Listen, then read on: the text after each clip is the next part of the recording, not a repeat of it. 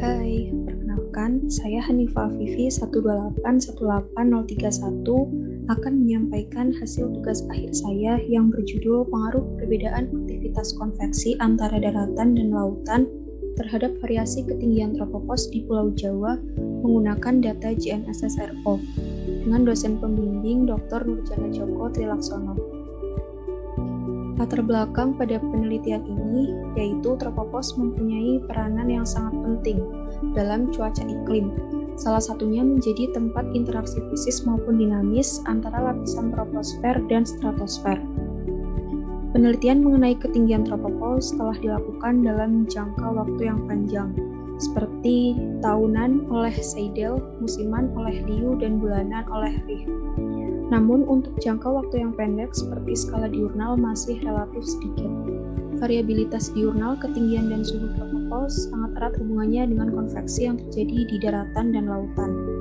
Puncak khas konveksi pada daratan terkonsentrasi pada sore hari waktu setempat, dan pada lautan mempunyai puncak yang terlihat pada pagi hari. Data yang biasa digunakan dalam identifikasi ketinggian tropopos adalah data radiosonde, namun data ini memiliki resolusi temporal yang buruk dan hanya tersedia di stasiun tertentu. Terdapat data JNSSRO yang dapat mengatasi kekurangan data radiosonde karena memiliki resolusi vertikal dan temporal yang tinggi dalam cakupan global dan mampu menyediakan data di atas lautan. Untuk rumusan masalah, benua maritim Indonesia mempunyai ciri utama berupa variasi diurnal dari aktivitas konveksi. Aktivitas konveksi berupa perawanan memiliki hubungan yang erat dengan variasi ketinggian tropopos. Pada penelitian sebelumnya yang dilakukan oleh Prayudha di wilayah Surabaya, terdapat beberapa keterbatasan, yaitu dalam identifikasi ketinggian tropopos digunakan data radiosonde, di mana data ini memiliki resolusi temporal yang cukup buruk dalam menganalisis variasi diurnal. Kemudian tidak memisahkan antara konveksi darat dan laut. Padahal pemisahan ini sangat penting dilakukan karena terdapat perbedaan yang kontras dalam variasi diurnalnya. Oleh karena itu, pada penelitian ini digunakan data JNSSRO, memisahkan konveksi darat dan laut, dan mencakup wilayah yang lebih luas yaitu Pulau Jawa dan laut di sekitarnya. Tujuan penelitian ini menganalisis pengaruh perbedaan aktivitas konveksi antara daratan dan lautan terhadap variasi ketinggian tropopos secara diurnal di Pulau Jawa menggunakan data JNSSRO. Batasan masalah pada penelitian ini, wilayah kajian yang digunakan mencakup seluruh Pulau Jawa dan laut di sekitarnya, dengan Pulau Jawa sebagai representasi wilayah darat dan laut di sekitarnya sebagai representasi wilayah lautan. Faktor lain yang dapat mempengaruhi variasi ketinggian tropopos tidak dikaji dalam penelitian ini. Untuk data yang digunakan pada penelitian ini ada data Himawari 8 dan data JNSSRO. Data di Himawari 8 digunakan untuk identifikasi aktivitas konveksi, sementara data JNSSRO digunakan untuk identifikasi variasi ketinggian tropopos. Dengan periode data yang digunakan 1 Desember 2019 hingga 30 November 2020. Metode yang digunakan yang pertama ada pemisahan darat dan laut. Data yang digunakan dipisah menjadi dua, yaitu wilayah darat dan laut menggunakan metode masking. Pemisahan antara darat dan laut dilakukan menggunakan model Python Global Landmass yang memiliki resolusi 1 km. Selanjutnya, estimasi ketinggian lapisan tropopos dari data JNSSRO. Digunakan metode Lab-Strat Tropopos yang mendefinisikan ketinggian tropopos sebagai ketinggian di mana laju penurunan suhu turun menjadi 2 derajat Celcius per kilometer, asalkan dalam jarak 2 km di atas titik ini rata-rata Lab-Strat-nya tidak melebihi 2 derajat Celcius per kilometer. Lab-Strat ini dihitung antara level 500 dan 70 hektapascal. Selanjutnya, penentuan variasi diurnal kejadian konveksi. Digunakan nilai gradien TBB, temperatur blackbody, untuk menentukan kejadian konveksi. Nilai positif menunjukkan penipisan awan dan negatif menunjukkan penebalan awan. Selanjutnya, identifikasi pola diurnal, konveksi, dan variasi ketinggian tropopos. Dilakukan secara diurnal harian tiap musim di wilayah kajian. Perbandingan antara pola konveksi dengan variasi ketinggian tropopos, kemudian dianalisis untuk mengetahui pengaruh perbedaan karakteristik aktivitas konveksi di wilayah darat dan laut terhadap ketinggian tropopause. Untuk hasil, pada penelitian ini, yang pertama ada ketersediaan dari data JNSSRO. Data JNSSRO ini tersedia sebanyak kurang lebih 4.000 data tiap harinya, sehingga pada penelitian ini terdapat 1.464.000 data yang diolah, yang kemudian difilter sesuai wilayah kajian, dan total terdapat 1.059 profil data yang berhasil dikumpulkan. Profil diurnal dari data JNSSRO paling tinggi berada pada 13 hingga 16 WIB. Sedangkan untuk variasi tiap musimnya, pada siang hari paling tinggi pada musim SON dan pada malam hari paling tinggi pada musim DJF. Data JNSSRO secara temporal lebih baik dibandingkan data radiosonde karena data JNSSRO tersedia selama 24 jam sedangkan radiosonde hanya tersedia dalam 2 waktu. Selanjutnya sebaran data secara spasial dari JNSSRO. Terlihat bahwa di tiap musim MAM memiliki sebaran spasial yang lebih rapat dan lebih banyak jumlah data satelitnya dibandingkan musim-musim lainnya.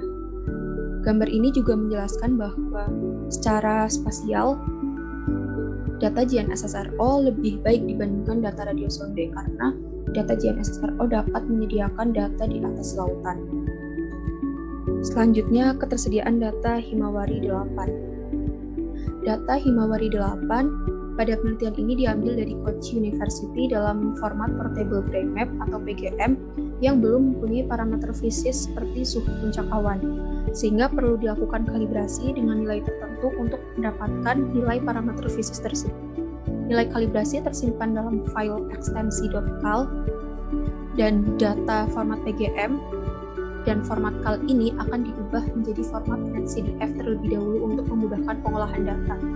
Namun tidak semua file PGM disertai dengan file kalibrasinya, sehingga gambar ini menunjukkan ketersediaan data satelit Himawari yang berhasil dikonversi menjadi format ANSI.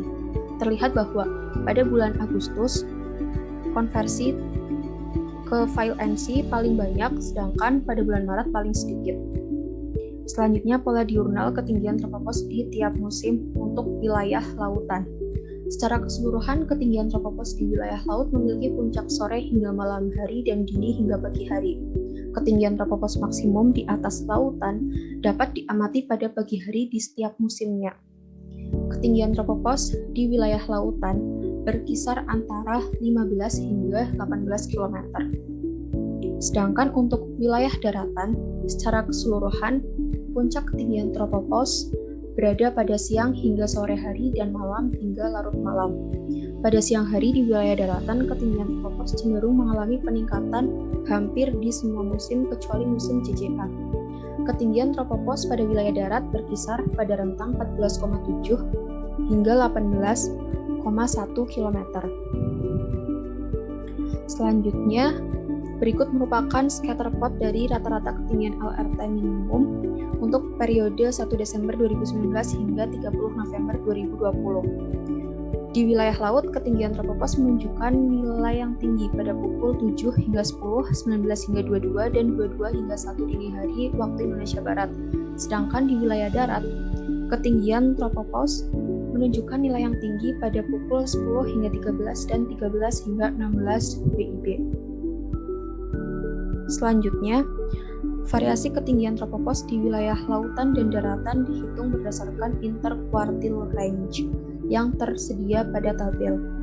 Ketinggian tropopause cukup bervariasi selama musim DJF dan mengalami kecenderungan penurunan selama musim JJA, baik di wilayah daratan maupun lautan. Hal ini sesuai dengan penelitian sebelumnya yang dilakukan oleh Prayudha. Selanjutnya, variasi ketinggian tropopause di atas wilayah daratan lebih tinggi dibandingkan dengan wilayah lautan. Hal ini juga sesuai dengan penelitian yang dilakukan oleh Gentleman dan kawan-kawan.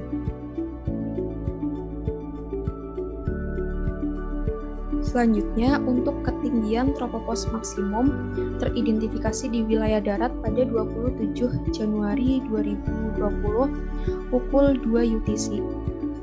Terdapat awan konvektif yang dicirikan dengan suhu kurang dari 240 Kelvin.